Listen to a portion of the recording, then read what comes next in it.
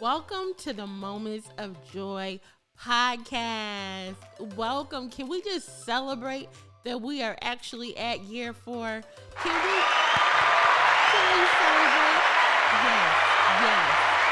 I know many of you may have just found the podcast, or maybe this may even be your first time listening to any episode, but this is actually year 4 of the podcast. Something new and interesting is happening right now. It's a rebrand. And so when I started the podcast, I was geared towards one group of women. We pivoted into being for mothers. And now I am pivoting again to be a podcast that is suited for my community online. In 2021, December of 2021, I went viral for a post encouraging parents raising children with disabilities. And what that did was it brought a floodgate of parents from all around the world to my platform. And so now I am giving my community what they need, and that is a podcast. So here we are. And so if this is your first time, welcome. I call my listeners MVPs. And so you've joined the crew of MVPs. And so MVPs, if you're back with me again for year 4, I celebrate you, and I'm going to blow the horn. Because it is, one thing to jump on now, but it's another that you have been here all 4 years or 2 years or even 1 year with me holding it down. And so welcome and welcome back. I'm so excited to get into this new episode and to encourage these special group of parents who are just like me from all over the world. What a blessing. Now, I'm all dressed up today, but let me give you a disclaimer. With each and every episode, it's going to be a little different. Sometimes maybe I'll be sitting on my couch. Sometimes maybe I'll be in my pajamas. Sometimes maybe I'll have a ponytail and no makeup or no lashes. Sometimes I may be in my slippers. I'm going to come to you the way I feel for that day. But since I promised to give audio and visual, I'm going to come to you guys real, right? Because I am real. And so I want to just welcome you again and thank you for coming back. A little bit about myself. A lot of you know I am a mom of 5 boys. I am a wife. But Mason King, he is my youngest, and he is 5 years old. He is the one that gave me the introduction to the world of being a parent, raising a child with a disability. He has congenital heart disease. He was born, and I found out in my womb that I was carrying a child that would need heart surgeries right away. And he'd had one at 5 days old. He had another at 5 months old. He had a third, which was open heart, at 18 months old. Shortly after that, he was diagnosed with autism spectrum disorder. Thinking back, I realized I was prepared for this. Something peculiar happened in high school. I was a teen mom. I consider myself popular. So to me, that meant, I was really cool with everybody. I didn't need to stay with a crew.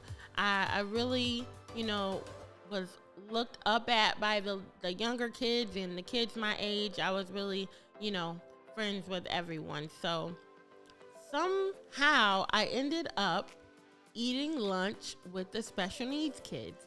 I had an older woman, and she was one of my favorite teachers. Her seat in the cafeteria was with the special needs children because she wasn't actually my teacher.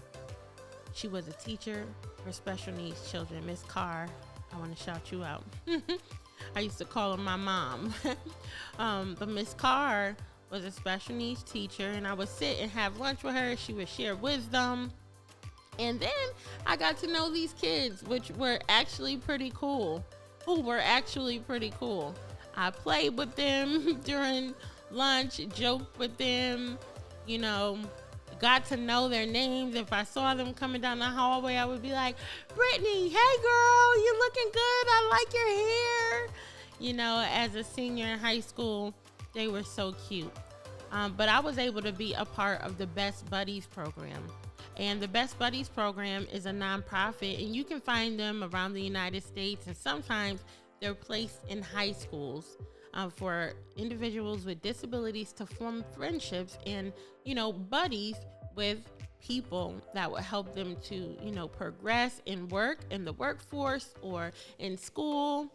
And I was sitting back the other day and I said, wow, do you know I did not go to my senior prom, but I went to the Best Buddies special needs prom. I did. And so when I think about that, I was only 17 years old. I didn't know that God was building up my heart for this community here today. I have a child with a disability, and so that positions me to understand what we go through, the ugly sides of it, and the beauty of it, right? There are many different disabilities: autism, ADHD, some that we are more familiar with, blind, deaf. I'm even coming to learn of some that I didn't know about before. Sanfilippo disease is one of them. It's like a childhood dementia. There are so many children sometimes don't have the same number of chromosomes that typical children have. So here's chromosome disorders. There's sensory processing disorders. There are so many disabilities that I cannot name. There's limb differences, right? Some people are born without legs. Some people are born with no ears at all. Some people are born with different deformities, different kinds of things. UNICEF, as I said in the intro, I found this fact so astounding that there are 240 million children around the world with a disability. And so as we link arms and link hands, I always visualize things like that in my hand. So as you find my podcast, you find me, I find you, you find a friend, you find another. We're linking arms all throughout the globe. And so when you see this video on YouTube, or you hear this audio, or you're connecting with me on Instagram, get down in the comments, say your name, say where you're from, because people are reading. And when you see someone that says, hey, I'm from Houston, Texas, wow, I'm from Houston, Texas too, you'd be surprised how community will form just like that. A little background: I have the largest parenting club on Clubhouse, which is called the Real Moms Club, with over 50,000 members. I was able to grow that in 9 months. That's where I learned the power of community.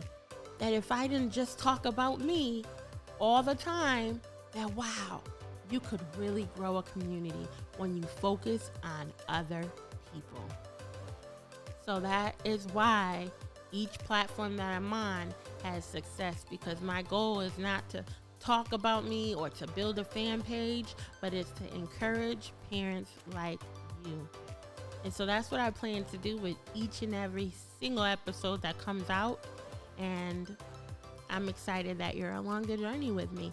So enough about me. Enough about me. We're going to get into this content today. I really want to talk about family. This is one of the biggest topics, one of the biggest pain points for all of us that we talk about. And I think it comes from both sides.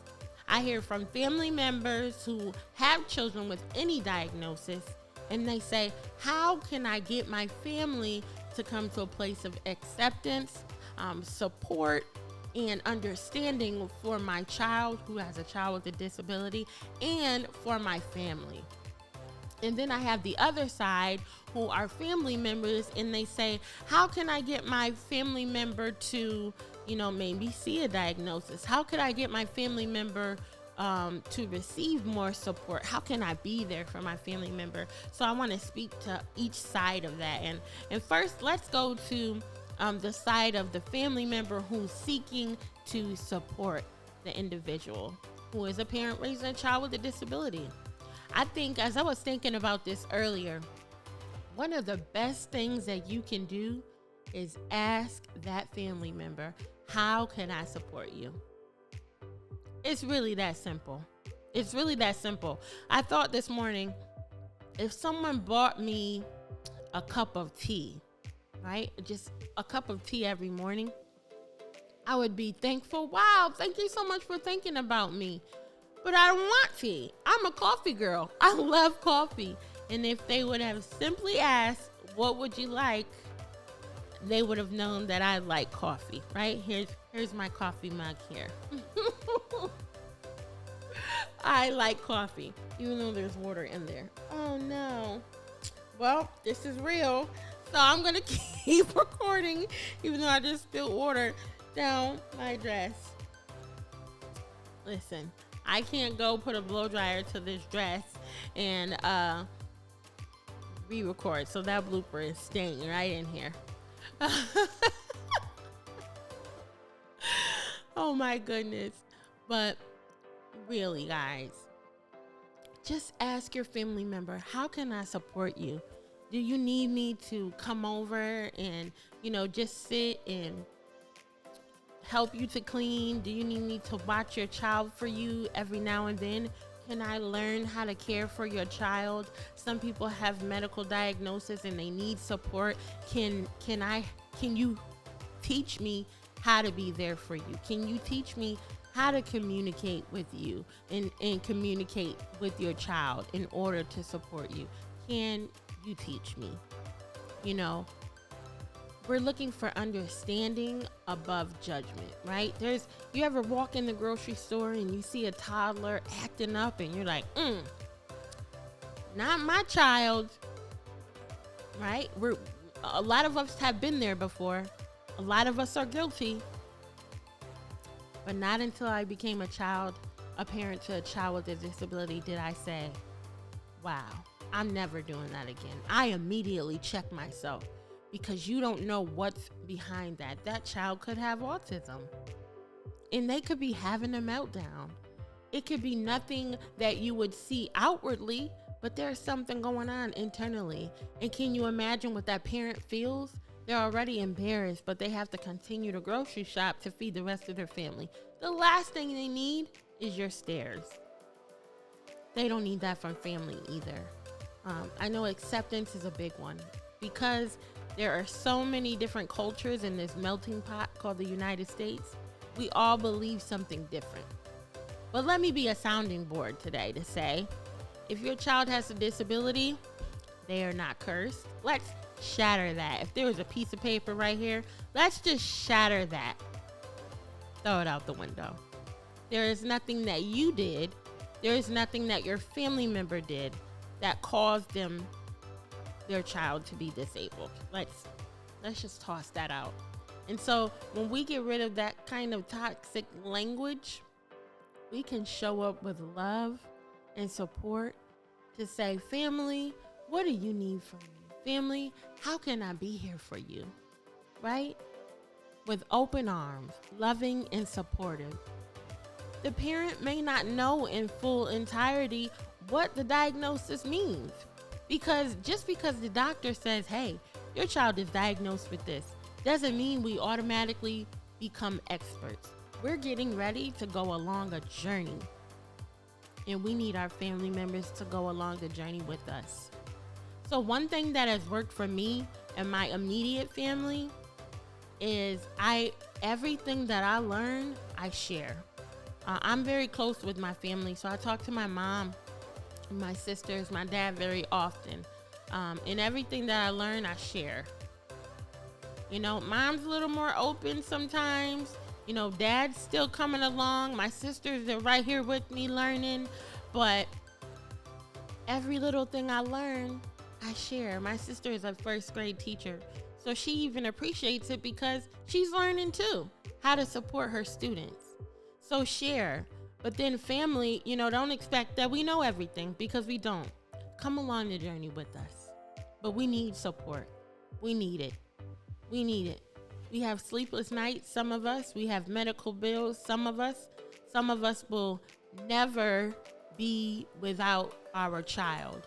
There are some diagnoses that require you to be the caregiver of your child until they become an adult and until they leave this earth. And some people are grieving that. They need support. Although they show up strong, they need support from family. So I think that's one of the number one ways that you can support your family. And if you're like, I'm noticing a little something, on my niece or my nephew or my grandchild, and, I'm bringing it to my child's attention and they're not hearing me, I would follow up with that by saying to just be supportive.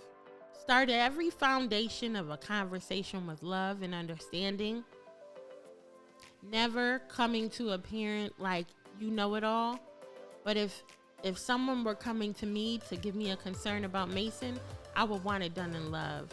Here's my story of Mason being diagnosed with autism. I was in denial.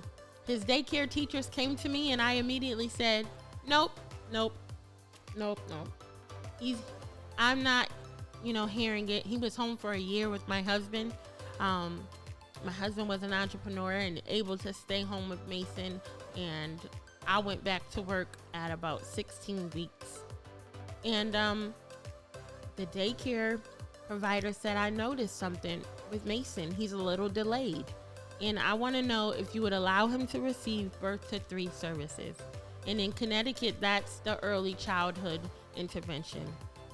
Early childhood intervention is available all throughout the United States by calling 211 for any child without a diagnosis or with a diagnosis. That was an insert for 211. That was not sponsored, but it's one of my favorite phone numbers. And I was in denial. I told her to come back in 3 months. And she came back in 3 months and she said she's not seeing any growth in the delayed areas, and would I allow him to give birth to 3 services? And then I said yes.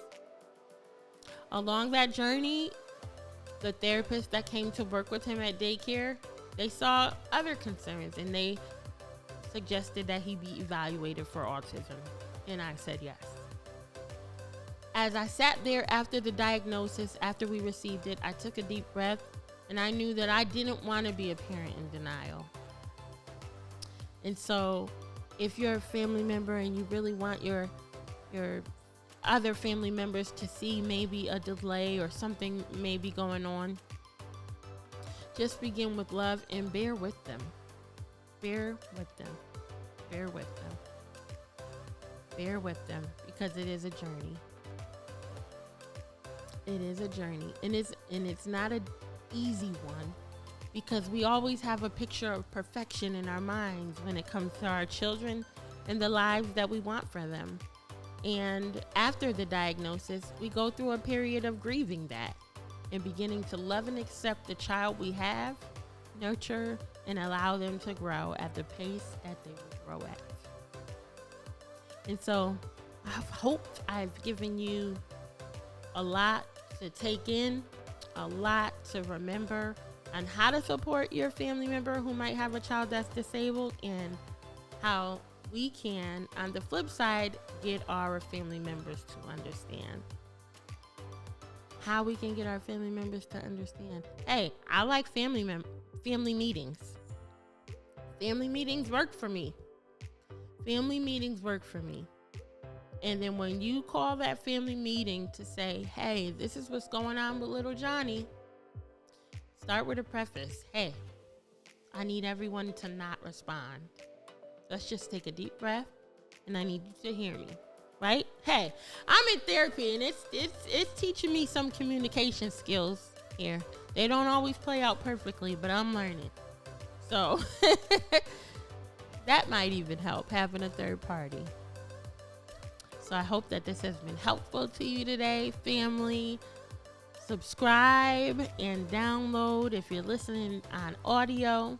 Subscribe to the YouTube channel if you're listening on YouTube. Connect with us on Instagram, Facebook, TikTok. And if you're a parent raising a child with a disability and looking for 24/7 community, I invite you to join our Inner Circle community. It is called the Support Circle, where we communicate with each other 24/7 and we support each other from all over the world. All right. So for information about that, you can click the link down below. All right, family. Bye-bye.